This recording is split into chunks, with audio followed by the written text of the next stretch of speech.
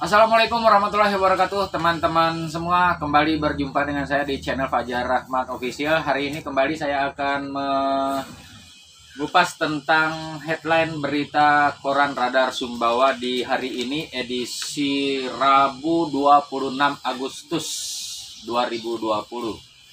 Hari ini headline Radar Sumbawa mengangkat judul "Siswa SD yang jadi kurir narkoba". Waduh, gawat ini teman-teman. Kemarin selalu menjadi korban dari pelecehan seksual, sekarang siswa SD yang menjadi kurir narkoba. Nah, ini memang benar-benar peredaran narkoba di Kabupaten Sumbawa ini sudah sangat sungguh-sungguh mengkhawatirkan teman-teman. Saking parahnya ini anak SD diperalat untuk menjadi kurir narkoba. Nah, ini Kepala BNN Kabupaten Sumbawa, Ferry Prianto Esos, mengungkapkan hingga Agustus ini sudah ada 50 orang yang direhabilitasi oleh BNN Kabupaten Sumbawa. Nah, parahnya dari 50 ini 2 diantaranya itu adalah anak SD. Anak SD ini adalah telah diperalat oleh jaringan narkoba ini untuk menjadi kurir. Nah, ini yang perlu menjadi perhatian kita semua. Dua siswa SD ini dilakukan rehabilitasi di Kabupaten Sumbawa. Ini malahan mengajak siswa SMP lainnya itu untuk mengkonsumsi sabu. Nah, ini dikatakan oleh Ferry Prianto ini. Bahkan siswa SD ini juga sudah lihai, terampil dalam membuat alat untuk menghisap sabu, ya. Nah, jadi ini berdasarkan pengembangan kasus anak tersebut, ternyata anak ini semacam broken home, ya. Jadi tidak diperdulikan oleh orang tua. Nah, ini bisa menjadi catatan bagi kita semua orang tua juga terhadap keluarga, bagi anak-anak itu untuk bisa mencurahkan kasih sayang yang lebih kepada anak-anak ini dan lebih memperhatikan mereka, ya. Nah, mereka ini membeli, lalu pertanyaannya dari mana mereka mendapat uang? Nah, ternyata mereka ini membeli urunan dengan teman-temannya. Salah satu dari ibu dari anak ini konon bekerja sebagai tenaga kerja wanita di luar negeri. Nah, uang yang diberikan oleh orang tuanya ini cukup besar, saya pikir itu mencapai 50.000 per hari. Dari uang 50.000 inilah dia menyisihkan sebagiannya untuk urunan membeli barang haram tersebut. Beruntungnya sampai hari ini proses rehabilitasi terhadap 2 siswa SD ini sudah selesai, sudah tuntas. Namun demikian, menurut Ferry Prianto, pihaknya terus memantau perkembangan dari 2 anak SD ini, meskipun mereka sudah selesai dalam proses rehabilitasi. Tentu lebih jauh diungkapkan, warga yang direhabilitasi ini didominasi oleh pelajar. Nah, miris bukan teman-teman? Dari 50 orang hingga Agustus ini didominasi oleh pelajar, usianya mulai dari usia SD hingga 17 tahun, bahkan dari masyarakat umum hingga usia 45 tahun. Ada juga oknum PNS yang melakukan rehabilitasi ini. Rata-rata mereka semua diantar oleh pihak keluarga masing-masing. Di halaman 3, di halaman berikutnya, saudara-saudara, di Radar Tambora ini mengangkat headline yang berjudul "Kota Bima satu-satunya zona merah di NTB sekarang". Nah, sayangnya sampai saat ini saya belum mendapat konfirmasi dari pihak terkait, khususnya dari pihak Dinas Kesehatan Provinsi NTB, apa yang menyebabkan Kota Bima menjadi satu-satunya zona merah, sementara Kota Mataram dan Pulau Lombok yang jauh lebih banyak jumlah kasusnya malah sekarang menurun menjadi zona orange. Begitu juga wilayah Pulau Sumbawa lainnya menjadi zona orange. Sudah tidak ada zona kuning lagi. Namun sekarang satu-satunya yang zona merah adalah Kota Bima. Selain itu,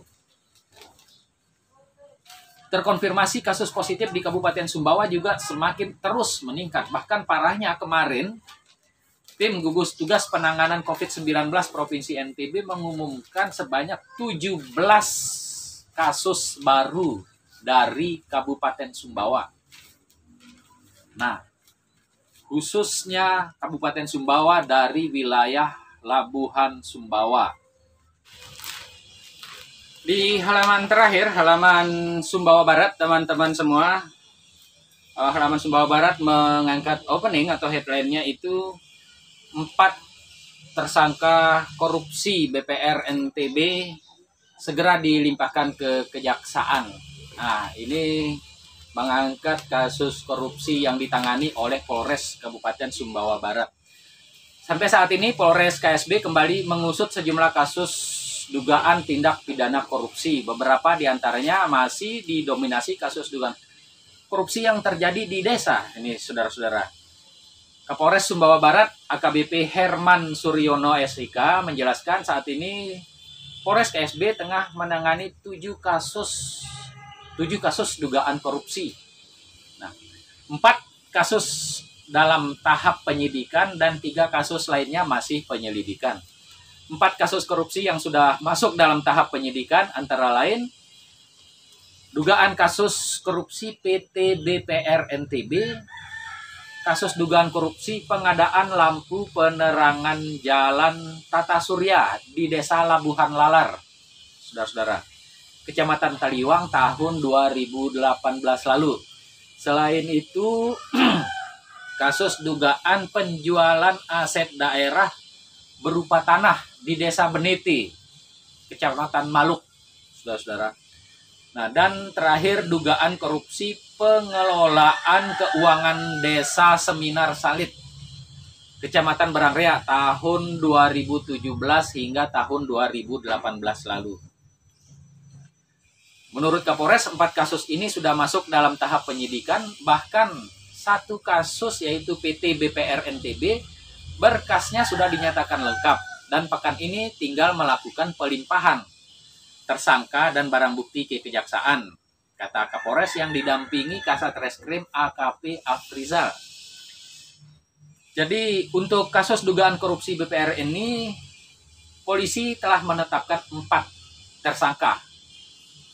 Mereka masing-masing Kabak Kredit, Kabak Operasional Kredit, Kabak Umum SW, dan HD staf BPR di NTB. Staf BPR NTB. Dalam kasus ini, kerugian negara yang ditimbulkan mencapai 466 juta lebih. Nah, dalam kasus ini, keempat tersangka dijerat dengan Undang-Undang Tindak Pidana Korupsi. Pasalnya, kepemilikan saham di PT BPR NTB didominasi oleh Pemda, di mana komposisi saham 40% milik Pemprov NTB, 30% milik Pemda KSB, dan 30% milik Pemda Sumbawa. Artinya, dana yang dikelola oleh BPR NTB ini adalah dana pemerintah daerah.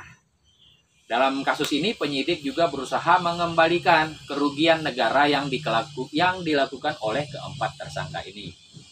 Sementara untuk kasus Desa Labuhan Lalar, polisi resmi menetapkan ASR, mantan kepala desa Labuhan Lalar ya. Dalam kasus ini negara dirugikan sekitar 153 juta lebih.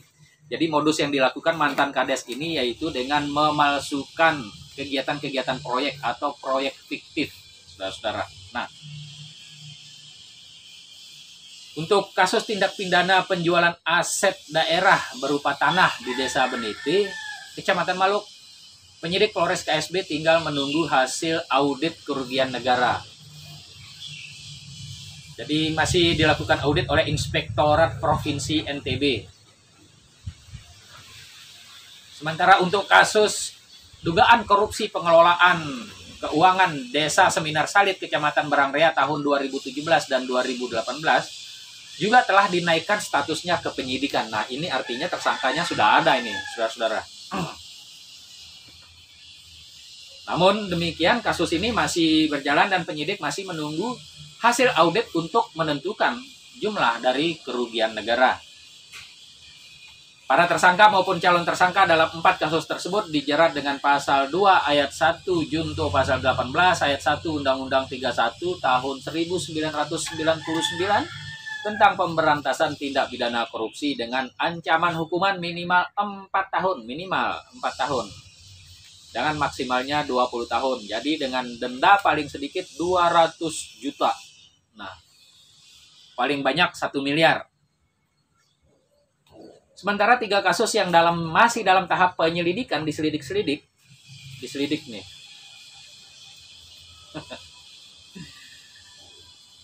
Yakni korupsi pengelolaan keuangan desa Lalarliang tahun 2018. Terus dugaan tindak pidana korupsi pengelolaan keuangan desa Dasan Anyar. Dan dugaan tindak pidana korupsi pengelolaan keuangan Desa Mantun, Kecamatan Maluk lagi, tahun 2018. Nah, 3 kasus ini masih dalam proses penyelidikan dan masih terus berjalan. Demikian kata Kapolres KSB. Baik, demikian saudara-saudara informasi yang disampaikan oleh Koran Radar Sumbawa hari ini, edisi Rabu 26 Agustus. Semoga bisa menambah referensi kegiatan kita hari ini. Demikian, wabillahi taufiq wal hidayah. Assalamualaikum warahmatullahi wabarakatuh. Tetap semangat, tetap jaga protokol kesehatan. Pakai masker ya. Jangan lupa karena ini Covid ini ada di mana-mana, bisa bertebaran di mana-mana. Sekali lagi pakai masker, sering cuci tangan dan jaga jarak.